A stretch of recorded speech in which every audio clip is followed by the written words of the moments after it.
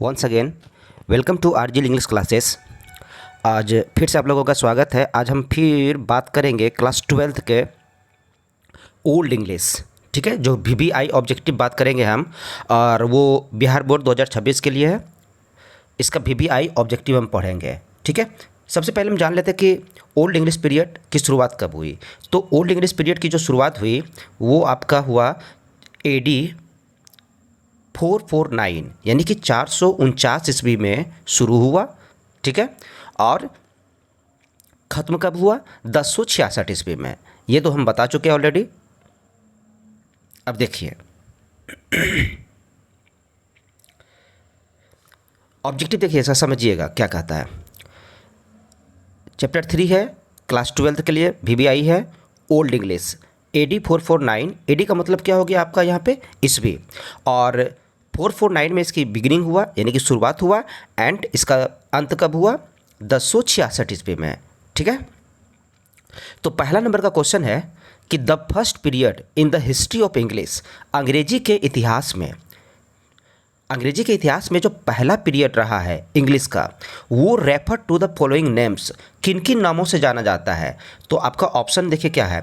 ए number में option है old English, दूसरा है एंग्लो सेक्शन, तीसरा है एंग्लो कैल्टिक, और चौथा है ऑल ऑफ दीज। तो आपका आंसर क्या हो जाएगा? आंसर देखिए बगल में दिए हुए हैं। आंसर आपका हो जाएगा डी, ऑल ऑफ दीज। यानी कि old English period, first period जो है अंग्रेजी का, वो जाना जाता है, तीनों नाम से जाना जाता है। ओके, नेक्स्ट वन देखिए। द हिस्ट्री ऑफ इंग्लिश यानी कि अंग्रेजी का इतिहास बिगिनस, शुरू होता है, with the coming of the dash, यानी कि किसके आगमन से शुरू होता है? Dash from Europe to mainland Britain, और वह यूरोप से आता है और कहाँ आता है? मेनलैंड ब्रिटेन में आता है। तो इनमें से देखिए कौन कौन सा ऑप्शन, देखिए क्या कहता है आपका। ऑप्शन है आपका, पहला नंबर में है नॉर्मन, दूसरा नंबर में है एंग्लो सेक्शन, तीसरा नंबर में है फ्रेंच, चौथा नंबर में स्कैंडिनेवियन। तो आपका आंसर क्या हो जाएगा? Anglo section. एंग्लो सेक्शन के आगमन से ही क्या हुआ? अंग्रेजी का शुरुआत हुआ, ठीक है। नेक्स्ट क्वेश्चन देखिए क्या कहता है। The Anglo Saxon were fierce warlike tribes from, यानी कि एंग्लो सेक्शन जो थे ना, ये फियर्स वार लाइक यानी कि काफ़ी खूंखार थे और योद्धा भी थे। तो लेकिन ये ट्राइब्स थे, लेकिन कहाँ के ट्राइब्स थे ये? तो आपका ऑप्शन हो जाएगा आंसर यूरोप के। लेकिन ये पूछे यूरोप अगर ना दे तो वहाँ पे आपका एक ऑप्शन और आ जाएगा, क्या? जर्मनी के। जर्मनी के ट्राइब्स थे, जर्मनी के ट्राइब्स थे, तीन ट्राइब्स थे, Angles, Saxons and Jutes. As a whole that is called Anglo Saxon. Okay, next देखिए क्या कहता है क्वेश्चन नंबर 4 में। The Norman conquest watch the England in, यानी कि नॉर्मन कन्क्वेस्ट कब हुआ इंग्लैंड में? यानी कि 1066 ईस्वी में नॉर्मन कन्क्वेस्ट हुआ। नॉर्मन कहाँ के लोग थे? तो फ्रांस के लोग, फ्रेंच लोग थे। इन्होंने क्या किया? इंग्लैंड पर हमला कर दिया। कब? 1066 ईस्वी में। और वहाँ पे ऑलरेडी एंग्लो सेक्शन क्या कर रहे थे? शासन कर रहे थे। और जैसे ये शासन कर रहे थे उसी दौरान नॉर्मन आए और वहाँ पे इस पे अटैक किए और उसको हरा दिए। इसीलिए ओल्ड इंग्लिश का अंत 1066 ईस्वी में ही हो जाती है। नेक्स्ट क्वेश्चन आपका देखिए क्या कहता है, 5वां number. The result of the Norman conquest was infusion of a large number of dash words into English, यानी कि जब नॉर्मन कॉन्क्वेस्ट जीत गया तो सबसे बड़ा काम इन्होंने क्या किया कि बहुत सारे वर्ड को, यानी कि फ्रेंच वर्ड को अंग्रेजी में डालना शुरू किया, ठीक है।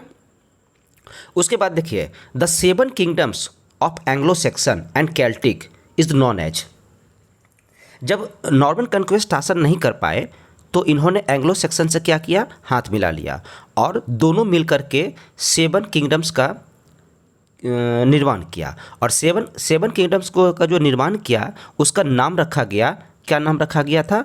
Anglo Saxon heptarchy. तो आपका आंसर क्या हो जाएगा? Anglo Saxon heptarchy. Next question देखिए आप अपना, क्वेश्चन नंबर 7।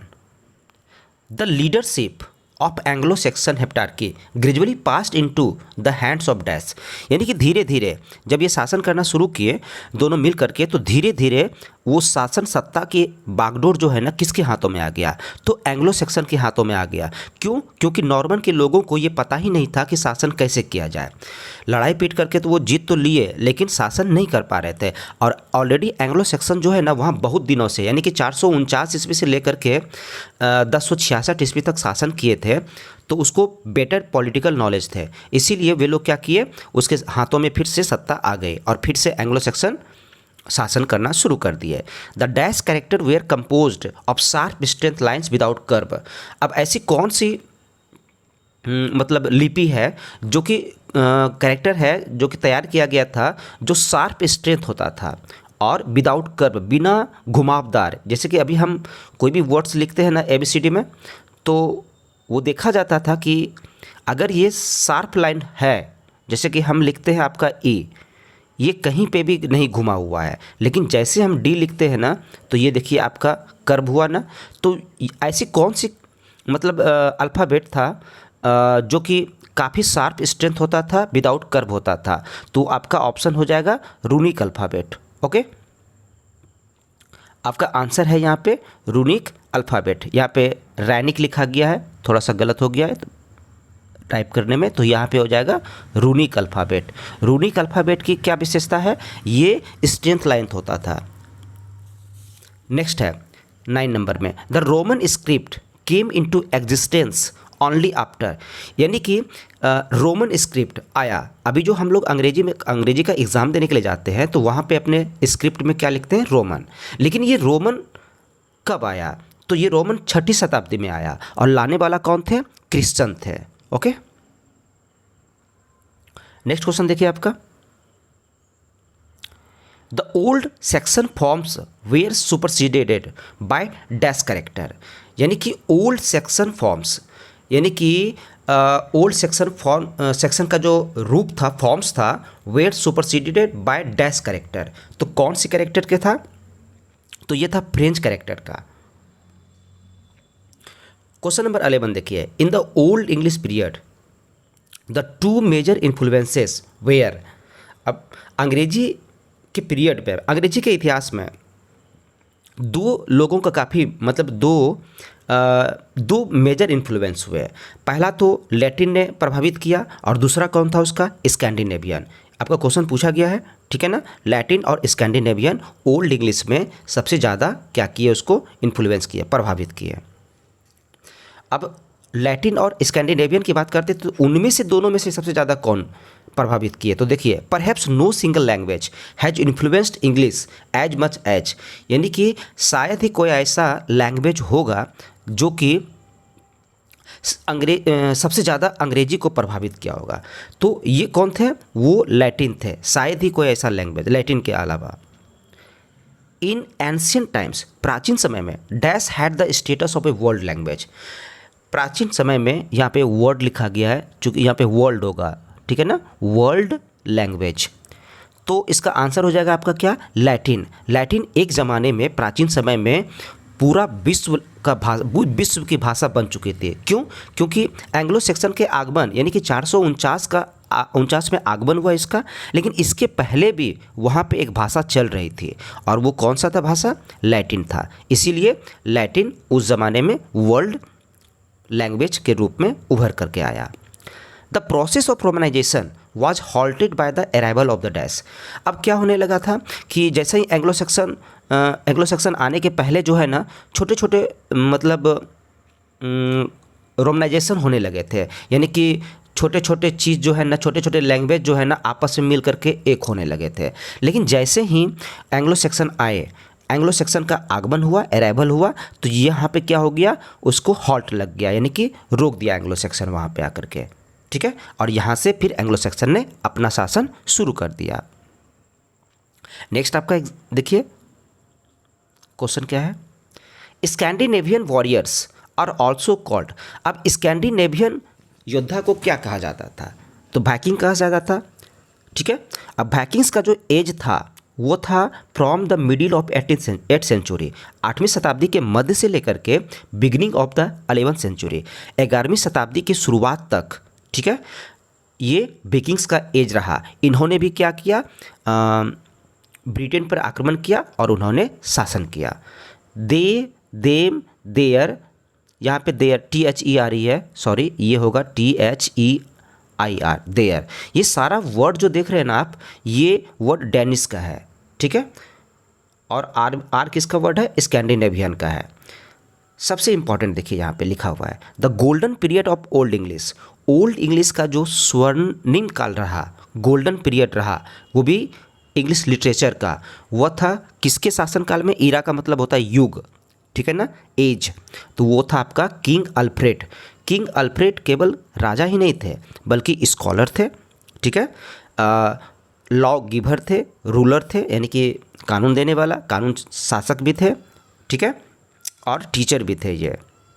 तो ये खुद क्या करते थे, ट्रांसलेट करना शुरू कर दिए थे और बहुत एब्रॉड से जा कर के, विदेशों से जा कर के वहाँ से स्कॉलर्स को लाते थे और लैटिन को ट्रांसलेट करवाते थे, किसमें?